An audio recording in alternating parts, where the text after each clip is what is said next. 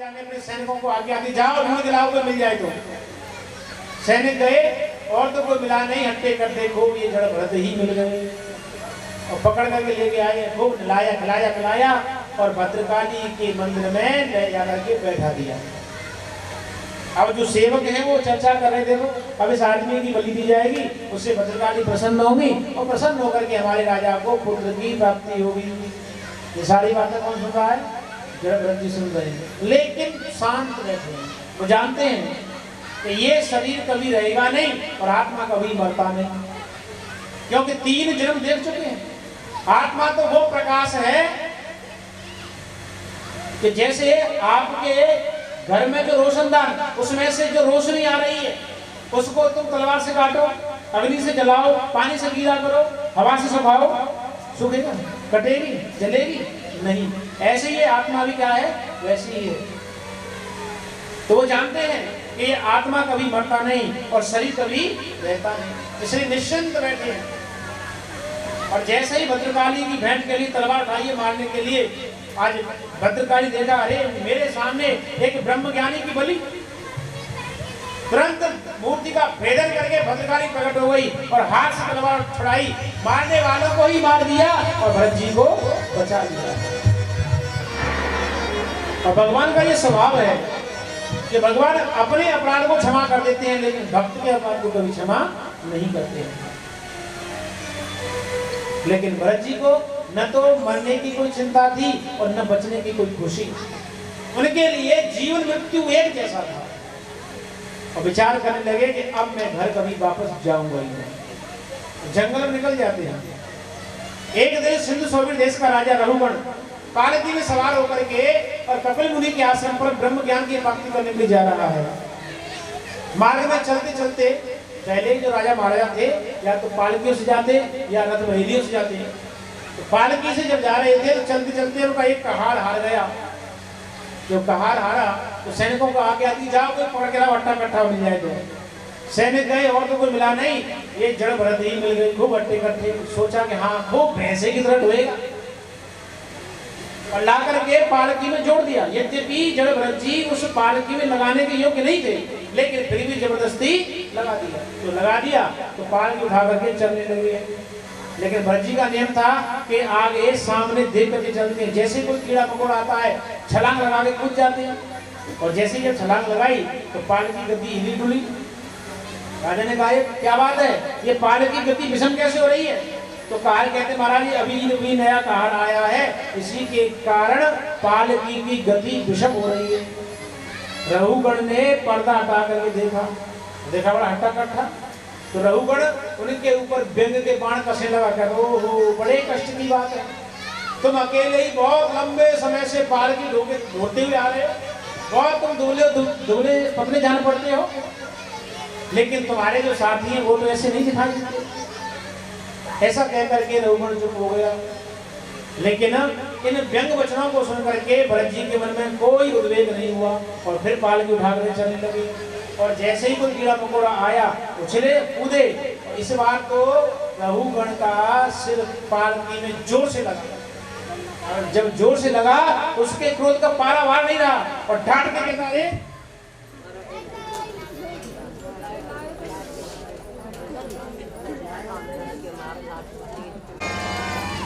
तो रहुगण वो कहता है कि तू मेरी आज्ञा का अवहेलना करता है।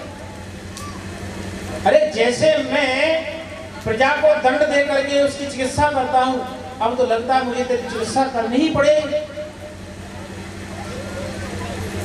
अब जड़भरत जी ने सोचा कि अगर आज मैं नहीं बोला तो इसकी अधोगति होगी। ये जो राजा है रहुगण संतों में श्रद्धा रखने वाला है, लेकिन अहंकारी है, तो इसके अहंकार को दूर करना पड़ेगा। तो कहते राजन तुमने जो शब्द कहे हैं कोई व्यंग नहीं कहा। अगर गंतव्य नाम की कोई वस्तु है तो वह चलने वाले शरीर के लिए है, अगर भार नाम की कोई वस्तु है तो वह ढोने वाले शरीर के लिए है, मेरे लिए नहीं है। क्यों? क्योंकि मैं इस शरीर से अलग आत्मा हूं। तूने ये कहा कि बहुत दुबले पतले नजर आते हो, तो ये दुबला पतला, मोटा तगड़ा, लंबा, ठिगना, ये भी धर्म मेरा नहीं है, ये धर्म भी शरीर का है। और तू ये कहता है कि मैं तेरी चिकित्सा करूंगा। अरे क्या तू पिसे हुए आटे को पीस करके आटा बना सकता, गेहूं बना सकता है क्या? तू प्रबंध की चिकित्सा क्या करेगा? पागल की क्या चिकित्सा कर सकता है? और उस चिकित्सा से हुआ भी क्या? तू क्या पिसे हुए आटे को पीस करके गेहूं बना सकता है क्या? चलाए मूर्ख कहीं का ज्ञान प्राप्त करने के लिए। और ऐसा कह करके जड़ वृज्जी शांत हो गए और पालकी उठा करके फिर चलने लगे। अब रघुगण ने जैसे ही अपने पुनः व्यंग वचनों की अद्भुत व्याख्या सुनी है, तो एकदम उसको होश आया, ये कौन है? तुरंत पालकी से कूद गया और जड़ पकड़ लिया, कहा कि महाराज आप छुपे हुए भेष में हैं कौन?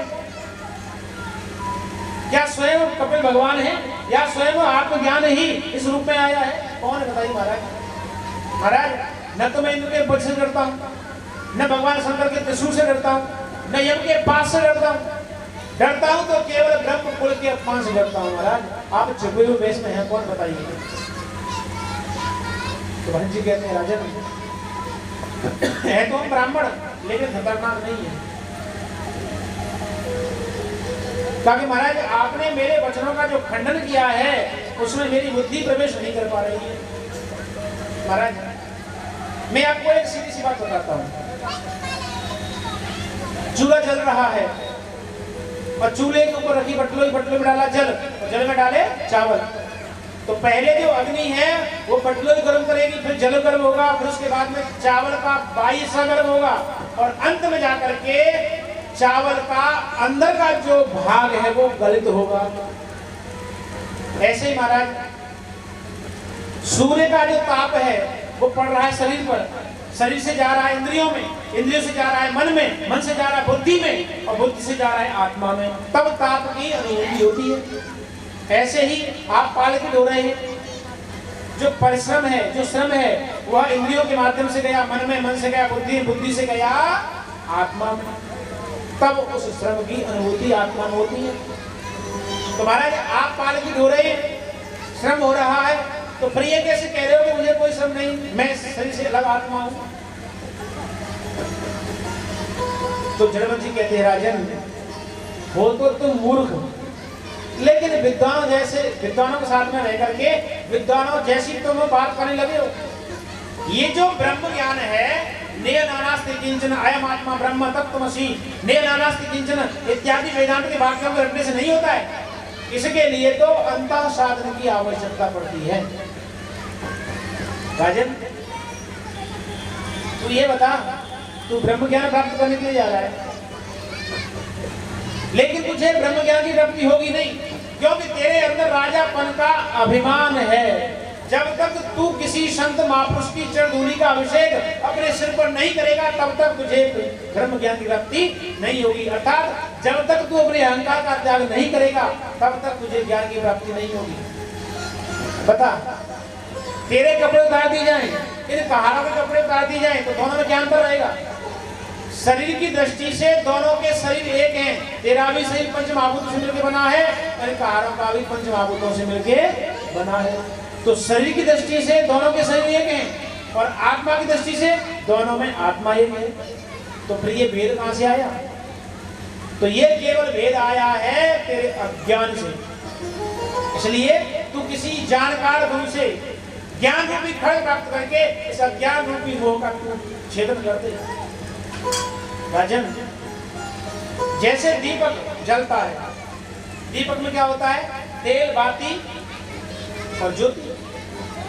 तो जब तक ज्योति जलती है तब तक, जब तक तेल रहता है, जलते जलते जब तेल समाप्त हो जाता है और बाती भी जल जाती है तो जो ज्योति है वो महाज्योति में लीन हो जाती है। ऐसे ही जब तक मन में विषयों के प्रति राग है तब तक इस जीव के लिए आवागमन है। और जिस दिन मन निर्विषय हो जाता है उसी दिन इस जीव का मोक्ष हो जाता है। इस प्रकार से जब जड़भरत जी ने नाना प्रकार से उसको समझाया है, भवाटवी का वर्णन किया है और उसको ज्ञान का उपदेश किया, तब रघुगण को ज्ञान प्राप्त हुआ और रघुगण ने जड़भरत जी के चरण में प्रणाम किया और अपने राज्य को वापस चला जाता है और जो जड़भरत जी हैं वो जंगल की ओर निकल जाते हैं। इस प्रकार से जड़भरत जी ने रघुगण का उद्धार किया है। आइए अब शेष चर्चा हम कल करेंगे क्योंकि समय 4:35 हो चुका है। आइए एक भजन, उसके बाद आरती प्रसाद लेकर के अपने अपने घर जाएंगे और कल भगवान बावन का अवतार, भगवान राम जी का और भगवान कृष्ण का अवतार होगा। तो आप सब लोग जब अवतार होगा, जब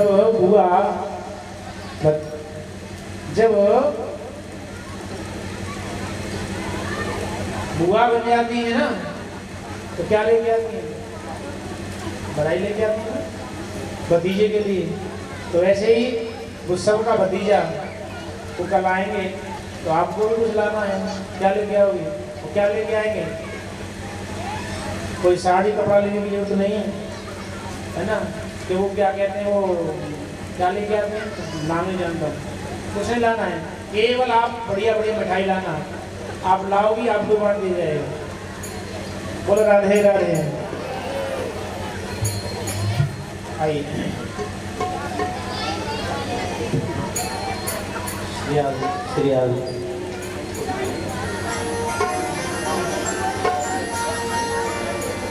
बोली लागे विसिया मेरा रस भरो,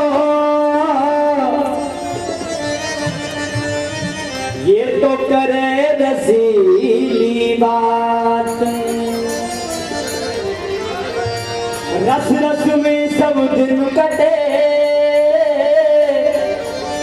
और रस रस भी तेरा, हरी रस रस में सब दिन कटे, प्यारे रस रस भी तेरा।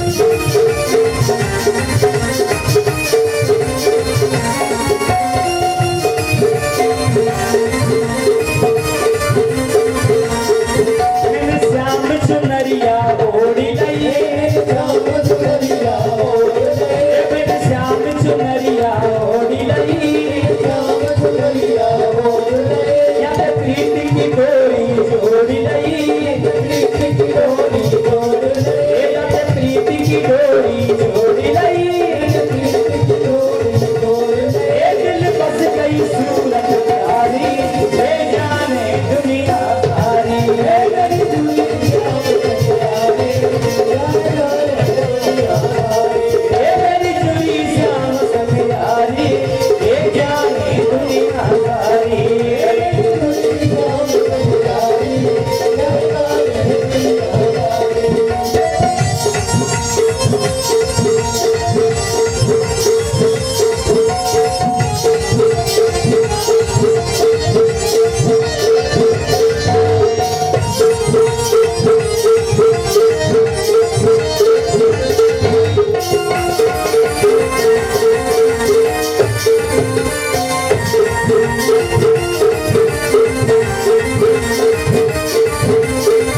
रसिया मेरे मन को प्यारो रसिया मेरे मन को प्यारो रम रोम रोम में है भारो रम रोम रोम में है भारो रसिया मेरे मन को प्यारो रम रोम रोम में है भारो है छलिया से बिहारी ये जान दुनिया सारी है मेरी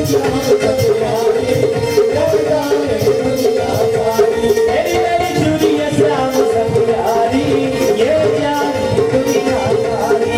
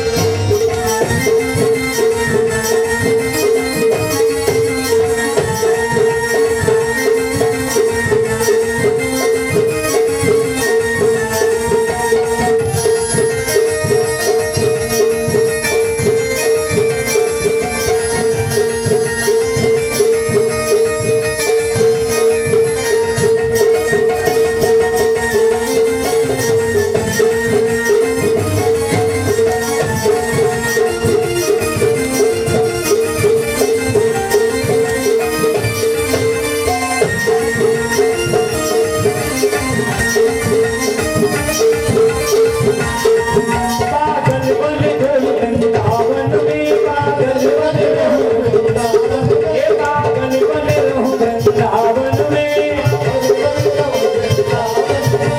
मंगी उठी मेरे तन मन में ये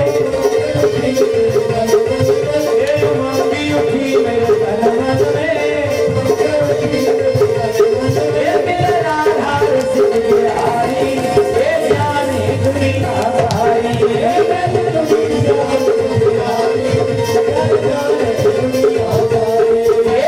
चूड़िया श्याम सखियारी ये जाने दुनिया सारी ये जाने दुनिया सारी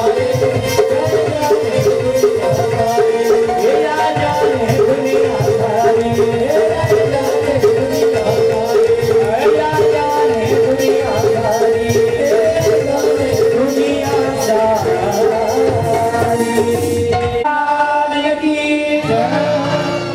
परिचित जी अब आप सभी खड़े हो जाएं।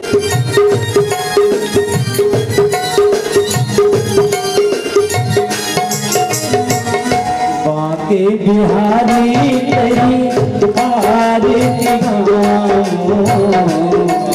बिहारी तेरी आरती गाऊं जी बिहारी तेरी आरती गाऊं बिहारी तेरी आरती गाऊं आरती गाऊं प्यारे आप ही को मनाऊं बाके बिहारी तेरी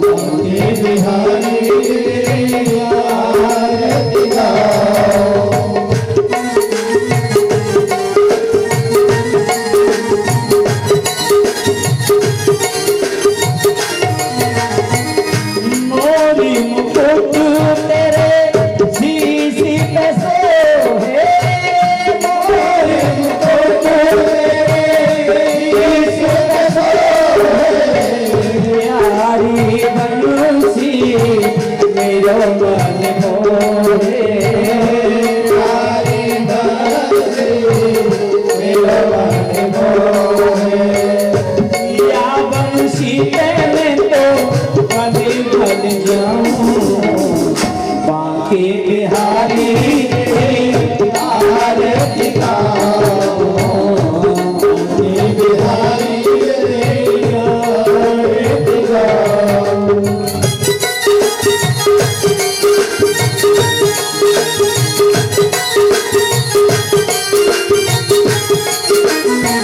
हरिणों से निकली है गंगा नदी हरिणों से निकले हैं गंगा नदी हरिणों से निकली है गंगा नदी जिसमें सारी दुनिया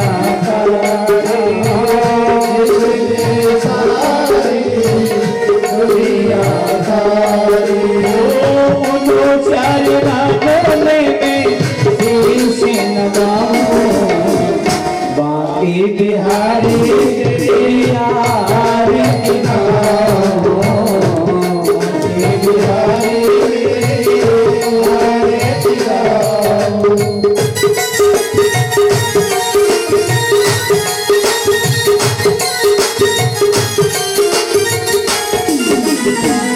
व्यास दास के ना भिया भी हो व्यास दास के ना भिया भी हो सुख दुख जीवन प्यारे साथ आते हो सुख दुख जीवन प्यारे साथ आते हो तुम्हें है छोड़िया गो तुम्हें है छोड़िया गो अलग न जाऊं बांके बिहारी तेरी आरती गाऊं बांके बिहारी तेरी आरती गाऊं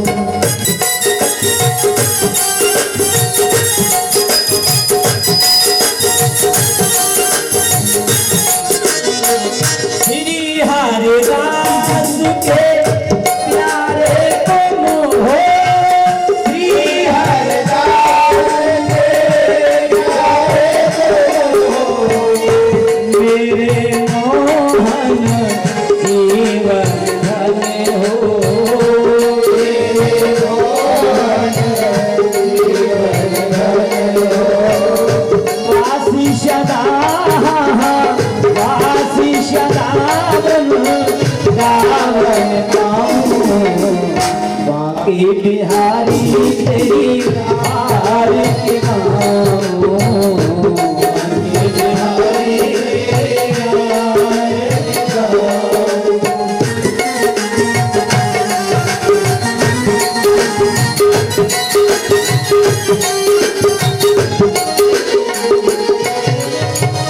लालिता देखी सब सखिया प्यारी ललिता देखी सखिया प्यारी सब सोहे सुहाने दुलारी सब सोहे सुहाने दुलारी युगानी चरणों पे युगानी चरणों पे दर्शन गाऊं बांके बिहारी तेरी आरती गाऊं बांके बिहारी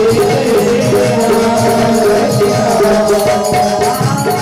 आरती गाऊं आरती गाऊं बांके आपी कोर गाऊं बांके बिहारी तेरी आरती गाऊं ओम महाराज ज्ञान दे जले नसीतले किरणम पुष्पेर देवादेव शान्तिरन्तरम् ॐ द्यौः शान्तिरन्तरिजगुं शान्तिः पृथिवी शान्तिरापः शान्तिरोक्षदया शान्तिः वनस्पतयः शान्तिर्विश्वे देवाः शान्ति ब्रह्म शान्तिः सर्वगुं शान्तिः शान्तिरेव शान्तिः सामा शान्तिरेधि मन्त्रपुष्पाञ्जलिं हरिः ओं जग्नेन पुष्पमालां समर्पयामि।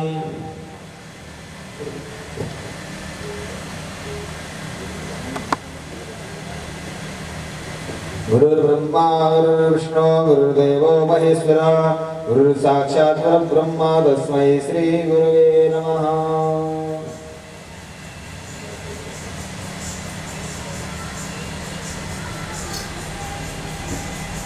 ॐ व्यासाय विष्णुरूपाय व्यासरूपाय विष्णवे नमो वै ब्रह्मविदये वासिष्ठाय नमो नमः।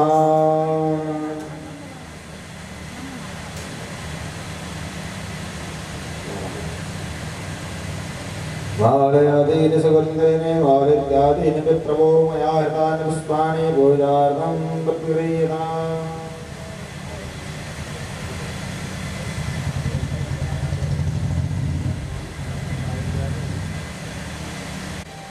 संतों के चरण पकड़ लिए ताकि महाराज मेरा भी कल्याण करके जाइए। तो संतों ने कहा जामिल पाप करना छोड़ दो, संतों की सेवा करो और भगवान का भजन करो तो तुम्हारा कल्याण हो जाएगा। तो अजामिल कहता है महाराज पाप छूटेंगे नहीं, भजन होगा नहीं, लेकिन मेरी मुक्ति का उपाय बता के जाओ। तो जो पापी व्यक्ति होता है वह भगवान का भजन नहीं कर सकता।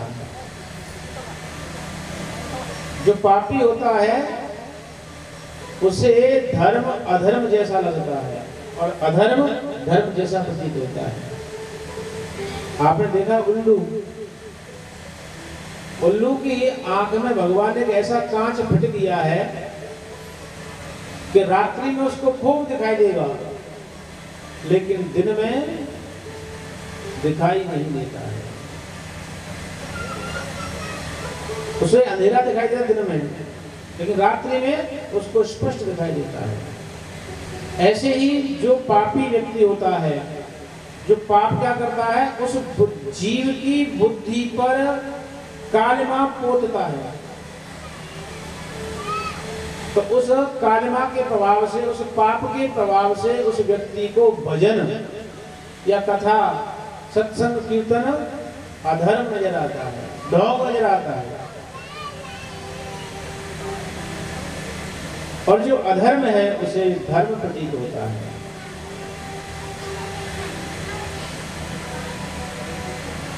तो अजामिल कहता है महाराज पाप छूटेंगे नहीं, भजन होगा नहीं, लेकिन मेरी मुक्ति का उपाय बताओ। तो संतों ने कहा कि अजामिल एक बात बता, तेरा मन लगता कहाँ है? ताकि महाराज बच्चों के खिलाने पिलाने में खूब मन लगता है। तो संतों ने कहा तेरा तो कल्याण हो ही जाएगा, तू तो बीच सेंटर में है। ताकि महाराज बच्चों की सेवा से कि हाँ, हमने अपनी दृष्टि से देखा है कि आगे भी तुम्हारे पुत्र होने वाला है, उसका नाम रख देना नारायण, तो तुम्हारा कल्याण हो जाएगा। तो ऐसी युक्ति बता करके संत चले गए। समयानुसार उसके 10वां पुत्र हुआ, नाम रख दिया नारायण। अब तो हर समय खिलाते पिलाते सुलाते बेटा नारायण नारायण नारायण करते करते वह जो नाम है उसके हृदय में अंकित हो गया। माँ बाप की प्रीति या तो बड़े पुत्र संतान में होती है या छोटी संतान में होती है ज्यादा। वैसे प्रीति तो सब में होती है, लेकिन विशेष करके या तो बड़े में या छोटे में, बीच वाले तो बेचारे गुजारे होते हैं। तो छोटा बच्चा उसी का नाम रखा नारायण, तो हर समय वही नारायण नारायण नारायण करता रहता है। और आजकल बच्चों के नाम क्या रखते हैं? पप्पू, गुड्डू, टिंकू, पिंकू, जिनका कोई अर्थ ही नहीं।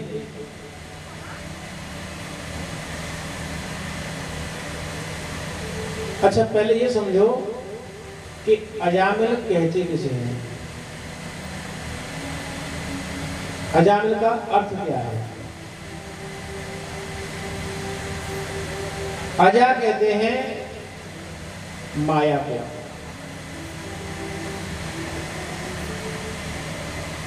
तो अजया माया आमिलती यह अजामिल। जिसने माया को स्वीकार किया है, जिसने माया को ग्रहण कर रखा है, उसका नाम है अजामिल, अर्थात जीव। दूसरा अर्थ और है अजामिल का, जायते इति ज, जो उत्पन्न होता है उसे कहते हैं ज, और न जायते इति अज, जो उत्पन्न हो उसे कहते हैं अज। तो उत्पन्न कौन नहीं होता है? परमात्मा। तो अज माने परमात्मा। तो अजेना परमात्मना आमिलति यसा अजामिल। जो परमात्मा के साथ मिल गया है, जिसने परमात्मा को प्राप्त कर लिया है, उसे कहते हैं अजामिल, अर्थात जीवन मुक्त।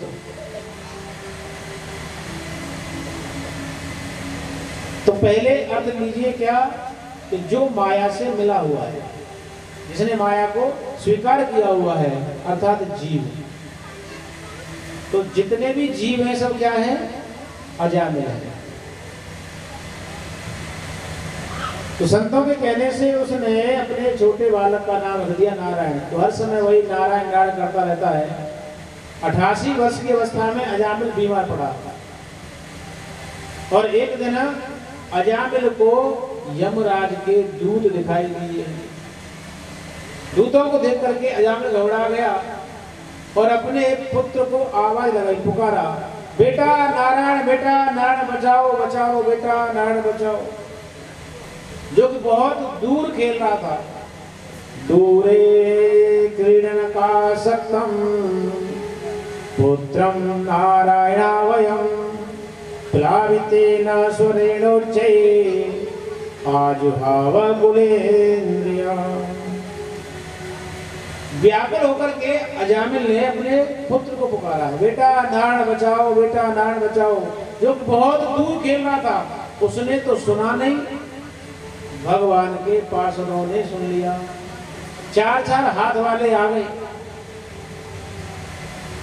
और आकर के उन्होंने यम के दूतों से पूछा, भाई कौन हो तुम काले गलूटे?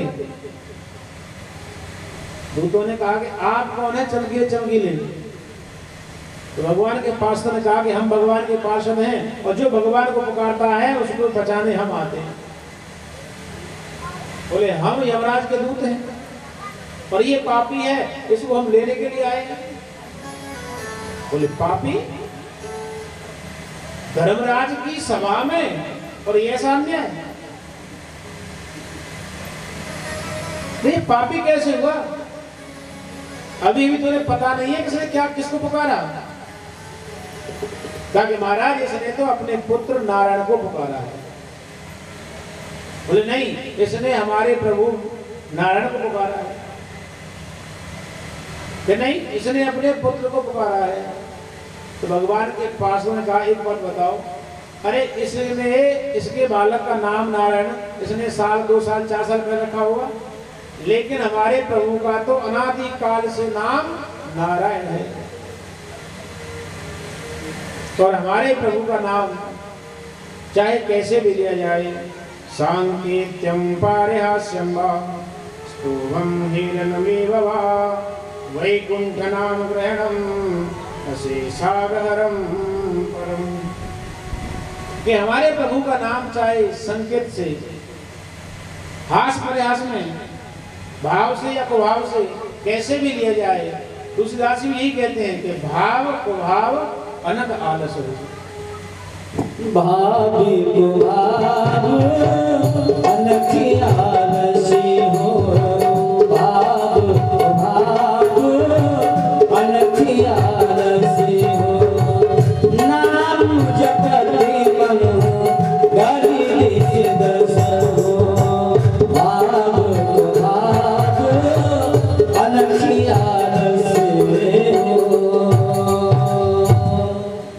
तो भगवान का नाम चाहे भाव से लो, चाहे कुभाव से लो, चाहे सो के, चाहे उठ के, चाहे बैठ के, चाहे लेट के, कैसे भी लिया जाए वह कल्याणकारी होता है। अब एक बात ध्यान से सुनना,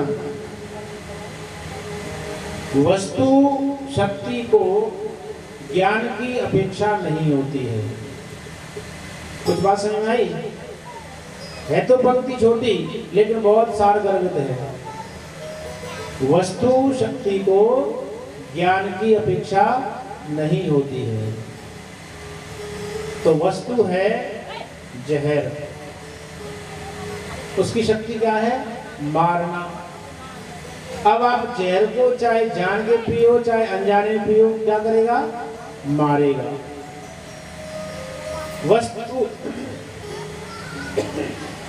वस्तु है अग्नि, उसकी शक्ति क्या है? जलाना। अब आप उस अग्नि को चाहे जान के छुओ चाहे अनजाने में छुओ, क्या करेगी? वो जलाएगी। ऐसे ही वस्तु है अमृत, उसकी शक्ति क्या है? अमर करना। अब उस अमृत को आप जान के पियो चाहे अनजाने में पियो, क्या करेगा? वो अमर बनाएगा। ऐसे ही वस्तु है भगवान का नाम, और उसकी शक्ति क्या है? तारना। अब उस भगवान के नाम को चाहे तुम जान के लो चाहे अनजाने में लो, क्या करेगा? वो तारेगा। तो वस्तु शक्ति को ज्ञान की अपेक्षा नहीं होती है।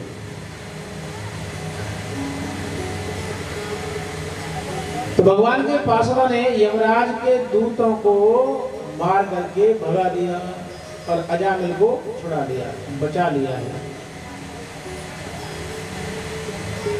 भगवान के पास चले जाते हैं, लेकिन जैसे हम और आप सबको कभी कभी स्वप्न की सारी घटना जो कि क्यों याद रहती है, सारा स्वप्न याद रहता है, ऐसे ही अजामिल को भी भगवान के पार्षद और यमराज के दूतों का वह संवाद जो का क्यों याद रहा। विचार करने लगा कि आज तो मैं मर ही गया था, लेकिन न जाने किस पुण्य से मुझे ये नया जीवन मिला है, इसलिए अब मैं ये शेष जीवन भगवान के भजन में लगाऊंगा। अब मैं इस कांडकुंज नगरी में नहीं रहूंगा। उसी दिन अजामिल ने वैश्या, 10 पुत्र और वह नगरी तीनों का त्याग कर दिया और सीधा पहुंचा गंगा के द्वार, गंगा द्वार यानी हरिद्वार में। और हरिद्वार में पहुंच करके माँ भगवती में गोता लगाता है और भगवान का नाम स्मरण करते हुए मुक्त सर्वान बंधन, सारे बंधनों से मुक्त होकर के परम पद को प्राप्त करता है।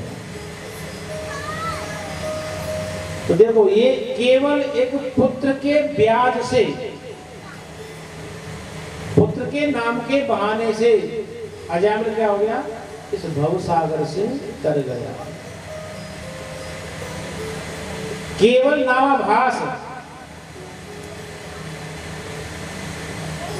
और जब हम स्वयं जानबूझ करके श्रद्धा भाव से अगर भगवान का भजन करेंगे तो क्या हमारे कल्याण में कुछ संदेह रहेगा?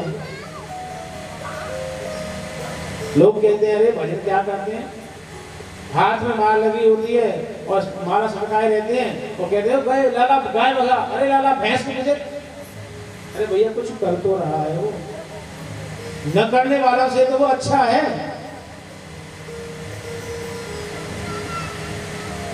एक आदमी ने कहा कि भाई तेरा जो बाप है ना, तेरा जो बुढ़ा है, वो खटिया पर बैठ करके भजन करता है।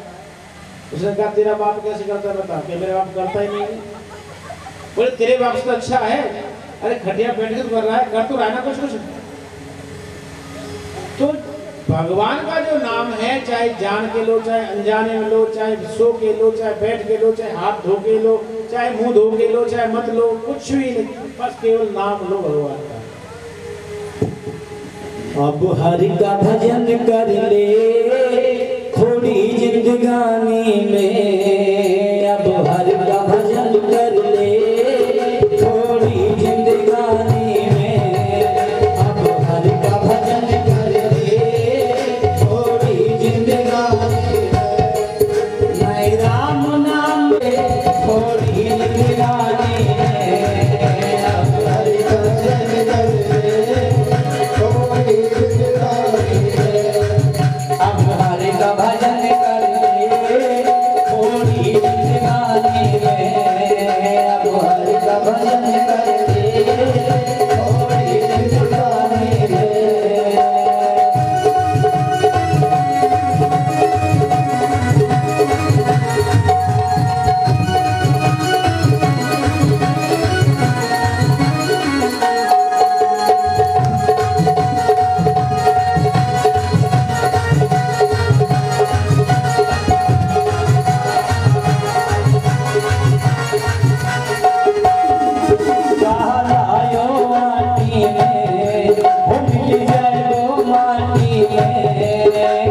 लायो जी रे मिल जाए दोनों जी रे लायो जी रे मिल जाए दोनों जी रे एक दिन काया तेरी कस जाएगी माटी में एक दिन काया तेरी कस जाएगी माटी में पानी का बबूला है पानी का बबूला है मिल जाए घोर पानी में डूब के मर जाए चलो भर पानी में डूब के मर जाए चलो भर पानी में नए राम नाम लियो नए कृष्ण नाम लियो या हरी जवानी में अब हरि का भजन कर ले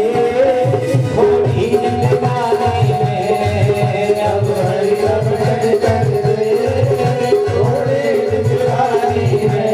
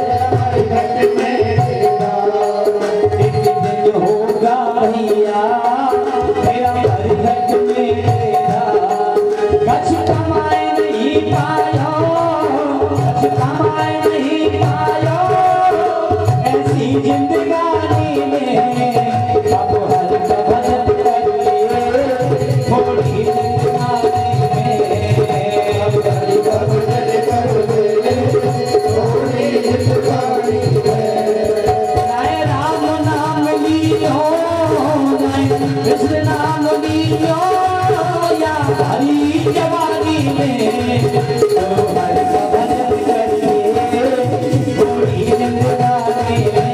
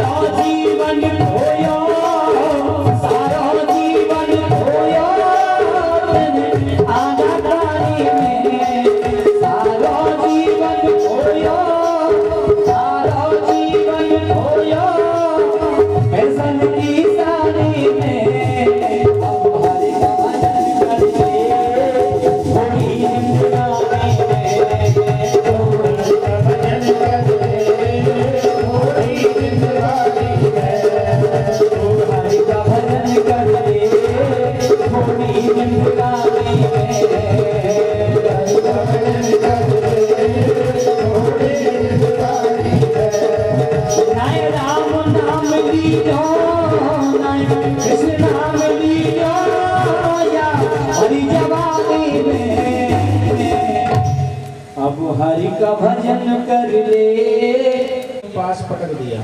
कहा कि महाराज हम आज से आपकी नौकरी नहीं करेंगे। तो यमराज ने कहा क्या बात है, नौकरी क्यों नहीं करोगे? तो दूतों ने कहा कि महाराज ये बताओ, इन जीवों पर शासन करने वाले आप कितने लोग हो? यमराज ने पूछा क्या बात है, क्यों जानना चाहते हो? कहा कि महाराज आज हम एक अजामिल नाम के व्यक्ति को लेने के लिए गए थे। जैसे ही उसने हमको देखा तो चिल्लाया, बेटा नारायण बचाओ, नारायण बचाओ। यमराज ने दौड़ लगाई, तुरंत दूत के मुख पर हाथ रखा, बोले चुप चुप चुप। बोले महाराज क्या बात है? अरे अभी अभी तुमने जो पावन नाम लिया है, अगर 2-4 बार जोर जोर से ले लिया और इन नारकी जीवों के कान में पड़ गया तो मेरा तो सारा कारोबार चौपट हो जाएगा। अच्छा महाराज, तो इस नाम में ऐसी क्या विशेषता है, इसकी क्या महिमा है? तो यमराज ने कहा नाम की महिमा, अरे मुझसे क्या स्वयं भगवान से पूछो तो वह भी नहीं बता पाए कि उनके नाम की क्या महिमा है। कहो कहाँ लगे नाम बढ़ाई और राम न सकहीं नाम गुण गाई। अरे मैं क्या स्वयं भगवान से ही पूछा जाए तो वो भी अपने नाम की महिमा को नहीं बता सकते। दूतों ने कहा कि महाराज आप नहीं बता सकते, स्वयं भगवान नहीं बता सकते, तो कहीं ऐसा तो नहीं है कि ऐसे ही कपोल कल्पना वाला की हो, कपोल कल्पना हो? बोले ना, कपोल कल्पना नहीं है। हम 12 आदमी हैं जो कुछ कुछ नाम की महिमा को जानते हैं। तो महाराज आप 12 कौन कौन हैं? तो यमराज जी कहते हैं कुमार स्वयंभू नारद शंभु, कुमार कपिलो मनु, प्रहरादो जनको भीष्मो, बलिर्वैयासकिर्वयम्, द्वादशैं ते विजानीमो धर्मं भागवतं भटा। कहा कि हम 12 हैं। कौन कौन? बोले स्वयंभू ब्रह्मा जी, नारद जी, भगवान शंकर, सनत कुमार, कपिल मुनि, मनु, प्रहलाद जी, जनक, भीष्म, बलि और सुखदेव जी, और 12वां मैं स्वयं यमराज। ये कुछ कुछ नाम की महिमा को जानते हैं, पूर्णतया ये भी नहीं जानते हैं। तो दूतों ने कहा महाराज नाम की क्या महिमा है क्या नहीं है, इस पचड़े में हमको मत पाड़ो, हमें तो ये बताओ कि आपके पास में किनको लाना है। तो ध्यान से सुनना, यमराज जी बता रहे हैं कि मेरे पास किनको लेके आना है। तो यमराज जी कहते हैं जिह्वा न भक्ति भगवत गुणनामधेयं, चेतश्च न स्मृतिगच्चरणारविन्दं, कृष्णाय नो नमति यच्चिरये कदापि, तानानयद्यमसतो कृतविष्णुकीर्त्याम्। कि जिनकी जिह्वा एक बार भी भगवान का नाम उच्चारण करती और जिनका चित्त कभी भगवान के चरण कमलों का चिंतन नहीं करता, जिनका सिर कभी भगवान के चरणों में नहीं झुकता, ऐसे उन अशक्त पुरुषों को मेरे पास पकड़ करके लाना। और महाराज तानानयद्यमसतो विमुखान् मुकुन्द, पादारविन्दमकरन्दरसादजस्रं, निष्किञ्चन हि परमहंसकुलैरसज्ञे, जुष्टाग्रहे निरयवात्मनिबद्धतृष्णाम्। कि जो आसक्ति पूर्वक, बोलो राधे राधे, वो तो होना था सो हो गया। कथा पर ध्यान दीजिए, ये चली जाएगी नहीं तो। यमराज जी क्या कर रहे हैं कि जो परमहंसों के भजनीय सेवनीय जो भगवान के चरणारविंद हैं उनको छोड़कर जो आसक्ति पूर्वक गृहस्थ में ही जो लगे हुए हैं, जो आसक्ति पूर्वक गृहस्थ में लगे हैं, ऐसे उन असत पुरुषों को पकड़ करके मेरे पास लाओ। और जो भगवान का भजन करते हैं, भगवान के नाम का कीर्तन करते हैं, सत्संग करते हैं, भगवान की कथा सुनते हैं, उनके पास में कभी भी भूल करके भी न जाना। तो अब आप देख लेना कि हमको लेने कौन आएगा, है ना। आपको थर्मामीटर दे दिया गया है, अब नापते रहना अपने आप को। बोलो राधे राधे। परीक्षित जी ने कहा कि महाराज, भगवान को सब लोग समदर्शी कहते हैं, लेकिन अगर वो समदर्शी हैं तो फिर पक्षपात क्यों करते हैं? जब देखो तब दैत्यों का संहार करते हैं और देवताओं का पक्ष लेते हैं। तो अगर वह पक्षपाती हैं तो फिर उन्हें समदर्शी क्यों कहा जाता है? और अगर समदर्शी हैं तो फिर पक्षपात क्यों करते हैं? सुखदेव कहते, राजन तुम्हारा ये जो प्रश्न है बहुत अच्छा प्रश्न है। वैसे वास्तव में भगवान समदर्शी है। अगर भगवान हमेशा ही दैत्यों का संहार करते और देवताओं का रक्षा करते, तो जिन हाथों से भगवान ने हिरण्यकश्यप का वध किया, उन्हीं हाथों से भगवान ने प्रहलाद की रक्षा भी तो की है। अरे प्रहलाद भी तो दैत्य कुल का था। अगर हमेशा ही भगवान दैत्यों का संहार करते तो प्रहलाद जी क्यों बचाते? तो परीक्षित ने कहा कि महाराज, भगवान ने प्रहलाद पर कैसे अनुग्रह किया है, इस कथा को आप मुझे श्रवण कराने की कृपा करें। कहा कि राजन, जब भगवान ने वाराह रूप धारण करके हिरण्याक्ष का वध किया है, तब से हिरण्यकश्यप भगवान का कट्टर दुश्मन बन गया। तो जिसने मेरे भाई को मारा है, मैं उसके धर्म को मिटा के रहूंगा। तो उसके शासन में, उसके राज्य में कोई भी न जप तप यज्ञ पूजा पाठ सब बंद करवा दिया उसने।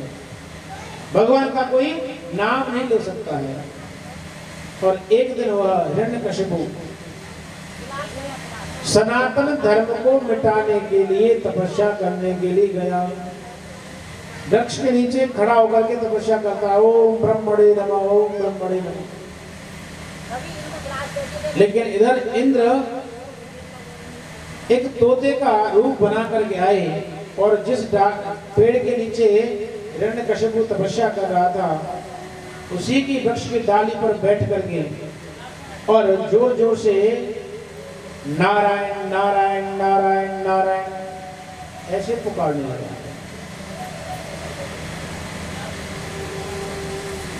हिरण्यकश्यप ने उस तोते को उड़ाया, लेकिन फिर आया, फिर बैठ गया और फिर वही नारायण नारायण करने लगा। कई बार उड़ाया और कई बार आके फिर बैठ गया, फिर वही नारायण नारायण करने लगा। अब हिरण्यकश्यप ने सोचा कि तपस्या में असफल हो गया है, इसलिए मैं कल पुनः आऊंगा। तो हिरण्यकश्यप महल में चला जाता है। कयाधु ने पूछा, महाराज आप तपस्या करने के लिए गए थे, इतने ही शीघ्र वापस कैसे आ गए? कहा कि देवी, आज तपस्या में असफल हो गया। क्या हो गया? कहा कि एक तोता मेरे दुश्मन का नाम ले रहा था, नारायण नारायण नारायण। अब तो कयाधु बड़ी प्रसन्न हुई कि चलो किसी बहाने से भगवान का नाम तो निकला इनके मुख से। तो कयाधु ने सोचा कि अगर इनके मुख से आज 108 बार नाम निकल जाए और मेरे घर में कोई भी जो संतान आएगी, निश्चय ही भगवान की भक्त होगी। तो कयाधु ने कैसी युक्ति अपनाई है तो रोटी बनाना प्रारंभ करती है। रोटी बना रही है, पूछ रही महाराज वो तोता कैसा था? कहा कि देवी बड़ा सुंदर था, लेकिन मेरे दुश्मन का नाम ले रहा था, नारायण नारायण नारायण। स्वयं भी नाम लेती जा रही है और लेवाती भी जा रही है। और भोजन बनाते समय अगर भगवान का नाम लिया जाए तो वह नाम उन रोटियों में समाहित हो जाता है। महाराष्ट्र में नामदेव नामक एक संत हुए, जिनकी पत्नी का नाम था जानाबाई। जानाबाई ने अपने पति नामदेव से कहा कि महाराज, हमारे ऊपलों को, कंडों को कोई चुरा लेता है। तो नामदेव जी ने कहा कि देवी, सबके ऊपले कंडे तो एक जैसे होते हैं, फिर कैसे पहचाने जाएंगे तुम्हारे? कहा कि महाराज, मेरे जो ऊपले हैं वो पहचाने जा सकते हैं। कैसे? कि मेरे जो कंडे हैं उनको कान के पास लगा के देखना, तो उसमें से विट्ठल विट्ठल नाम की धुनी आएगी। महाराष्ट्र में भगवान श्री कृष्ण का एक नाम है विट्ठल। तो जब कान के पास लाया गया उन कंडों को, तो उनमें से विट्ठल विट्ठल नाम की धुनी आ रही थी। तात्पर्य यह है कि हम जो कार्य कर रहे हैं वह कार्य करते हुए भगवान का नाम लेते हुए तन्मय हो जाए तो वह नाम उस वस्तु में समाहित हो जाता है। तो अगर भोजन आप नाम लेते हुए बनाओगी तो वह नाम उन रोटियों में समाहित हो जाएगा। तो जो खाएगा उसका चित्त प्रफुल्लित होगा, प्रसन्न रहेगा। आपने कभी अनुभव किया है कि आप अपने घर में कितना भी बढ़िया सब्जी बनाओ, रोटी बनाओ, खूब पकवान बनाओ, लेकिन उसमें इतना स्वाद नहीं आता है। और आप कहीं किसी संत के आश्रम पर जाओ, किसी फक्कड़ के यहाँ जाओ,